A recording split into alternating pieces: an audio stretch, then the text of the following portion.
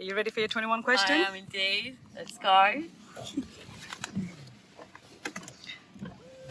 Well, So, put your seatbelt on put my belt first. on, yeah. Safety first.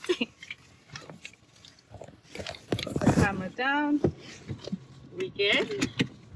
We're good to go. You ready for your first question? I am indeed. What is your job role? So my job role as community midwife is running antenatal clinics, running postnatal clinics, postnatal visits as well in the community, so going out to people's houses, doing mum and baby checks. Yeah. Brilliant. What's your allocation for today? So today I'm doing visits all day, so I've got 6 visits to do, which is usually about right. So 6 visits, what I'll be doing is going to each person's house, coming in, doing mum's checks, baby checks, obviously depending on what day they are, depends on what kind of they need for that day. How has your home visits been during COVID? So it's been slightly more challenging. Obviously a lot more people are wary about us coming in, especially because we've obviously been out in the community and they're aware of that. Where we've come from the hospital as well, I think some people are a bit more wary. But obviously we are fully PPE'd up, and we do give the reassurance that obviously we will be coming in PPE'd, and we're only there for the necessary visits as well. So Okay, so what's included in your PPE? So PPE, so we have aprons, we have to wear aprons to every visit, we wear gloves, we wear shoe covers, and we also have, obviously we have these masks, and we also have the proper masks as well, where we've been safety fit tested for them. So we wear them into each visit. Obviously, and when we come out of the visits, we totally discard of everything and then start again fresh for the next one. Okay, great. You'll be doing a wonderful job. So thank you. Has there been enough PPE in the community? I feel like they have. I feel like they got us fit mask tested properly, like ASAP really. I mean, I had everything by by December time, and I only really started in October, and I had everything that I needed. So yeah, I feel like we've been well supplied, and it's been well managed, to be honest. Yeah. How safe do you feel when you are at a home visit? I feel safe in myself because I know what I'm putting on, so I know that I'm protected myself. What I sometimes don't feel safe about is that people aren't obviously going by the rules, so they're having people around, so you go in and there's massive families there. Obviously then you have to say, can everyone just get out, so it's just you, obviously, and the parents there, and obviously the baby. But some people just aren't abiding with the rules, so you come around, they have friends there, they don't want to open the windows because they're scared baby's going to get cold, but obviously you just want as much circulation in the rooms when you go around there. Okay, so what has been done or can be done to ensure your safety? So what has been done is obviously making sure that we've got the right equipment, and we do have enough of it, which I do think we do in the community. I think it comes down as well to obviously making sure that we speak to the parents and let them know we'll be coming on only the essential visits, and just making sure that they know that we're coming, so they can make sure that they've got the windows open, they can make sure that it's just relevant who needs to be there, so that there's not loads of people there, which is obviously putting us at risk as much as them. Yeah.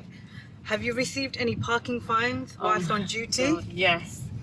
Yeah, there's one road particularly, and I hate doing visits around it because I couldn't work out where I was going wrong because I'm not from around this area.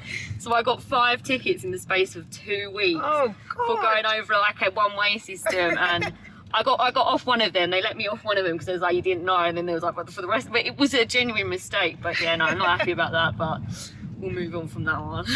When a client has been discharged from hospital, when is she expecting the first home visit from a midwife? So usually within 24 to 48 hours usually. So what we will do is obviously when they're discharged, we receive the discharge paperwork usually in the morning. So we'll come in, put them in for the visit, contact them, let them know that obviously we will be around to see them.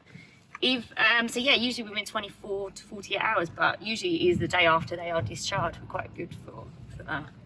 How many visits are scheduled until mum and baby are seen in the clinic?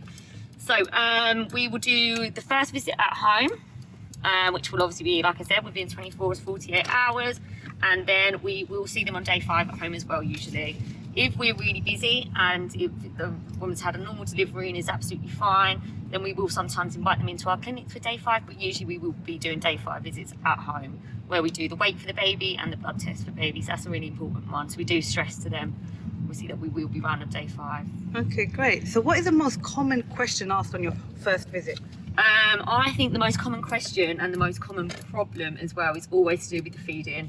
with the breastfeeding, how long baby should be feeding for, whether they know how baby's getting enough milk, whether they should be topping up at this stage. I think that's always the most common complication and question based around that. Now, how do you support a woman's mental health? So support for mental health. So obviously it is dependent on whether it's obviously if there was anything kind of established before, if they had any input from the perinatal mental health team. But we can offer referrals, we can offer further input, so 28 days enhanced care, so more frequent visits, just to make sure that obviously we're keeping an eye on their mood. We're not just leaving them to kind of get on with it and then saying, oh, we'll see you in a few weeks. So it's just more frequent visits, obviously offering talk therapies, offering any referrals where we can, and just making sure that they know they've got a number to contact any time of day, like just so that they know that there's somebody there to support them. Okay, wonderful. What advice do you have for partners to support a mother after birth? So one of the main things is, I think, obviously depending on with feeding, sometimes they can feel a little bit useless, which is completely kind of understandable in a way. So I think it is just literally trying to make sure that they know that they say that to their partner, get the rest while they can. I'll change this nappy, I'll do this, I'll do that. You just, even if you have a 20-minute lie down just to catch a bit of a break, I think it's just really important that they're there, just reassuring, making sure that they're offering, saying, I can do this, I can do that, what can I do for you? Make sure that they're keeping mum fed as well, making sure they're cooking her good meals so that she's all good. Wonderful. What is the ideal room temperature for a newborn baby? So ideal room temperature is usually 16 to 20 degrees, so it's not too hot. A lot of people, you come in and they've got these heaters on, it's boiling in the room and baby's all cuddled up and wrapped up, and you just think, would you be comfortable? Like you wouldn't. So yeah, it shouldn't be too hot, so 16 to 20. Thank you. Can you explain safe sleeping for a newborn baby? So safe sleeping is very important, okay? So babies should be on a firm bed, okay? So no mattresses, no blankets, nothing like that they can potentially pull up over them. Again, as well, making sure that the temperature in the room is good, making sure that baby's always put to sleep on their back and their feet are to the bottom of the crib. Making sure any blankets, anything like that, are really tightly, nicely snugly wrapped around, just so they can't pull anything up over their face. Obviously risk of suffocation there. Okay. Now, can you explain also the importance of sterilising equipment for babies? So obviously sterilising is very important. Again, babies' immune systems are quite weak when they're born, so they're quite susceptible to infection. So by sterilising the equipment, it's getting rid of all them nasty bits. Milk is quite a bit of a breeding ground as well, so it can be quite bad for them if there's any kind of infection from there. So it just reduces that risk. Now, what equipment do you carry to all your visits? Ooh, do you want me to show you? Yes, please. Okay, let me find somewhere to pull over. So what we do have is, we're really lucky, we do get given lots, well, everything we need. So what I'd probably do, pull over here and show you what we've got in the back. It's probably easier. It's so convenient having a car, because by foot, having to do that, it's just a little bit long-winded. So white, very important. We've got a big bag here with our scales in it. So our lovely scale. Again, more wipes. More wipes. You Clean. never have too much of the sterile wipe. Obviously we have our PPEs. We've got our face mask again. We have gloves. We have spare of everything. In here, blood pressure cuff, stethoscope, again, PPE, sterile gloves, lots of documents, lots of paperwork.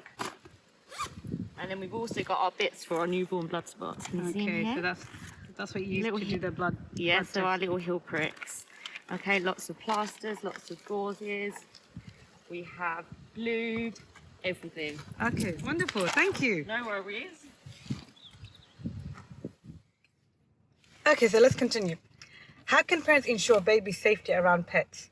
Okay, so this can be a little bit of a tricky one, because a lot of people will be like, oh, my dog's got the loveliest temperament, which is true, and which is probably fair enough. But obviously you should never, ever, ever leave your baby alone around the baby. Even for things like the nursery, stair gates should be put in place, obviously, to keep dogs out of the room, cats out of the room, whatever, out of the room with the baby.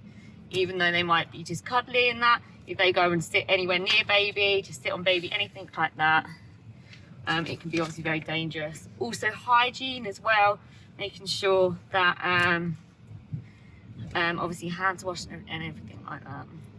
Okay. What is the importance of baby's blood test to be done on day 5? Okay, so the importance, so we're screening for any metabolic disorders, beta thalassemia, cystic fibrosis and sickle cell disease, okay? They are all very, very rare conditions, but if there was anything untoward, we'd want to obviously catch that up on early. So it's very important that we do that blood test day 5. And is it normal for babies to lose a small percentage of weight in day 5? Yeah, completely. So this is another thing that scares parents. So this is why before we weigh, I'll always say it's very common for babies to lose up to 10% of their birth weight, which does sound quite alarming, but it's completely normal. So what we'll do is we'll obviously weigh baby, and then we'll calculate how much the percentage of the birth weight is. And your final question, what radio station are you listening to? Oh, well, I listen to Kiss normally, But let's see what they're playing now. It's on fire!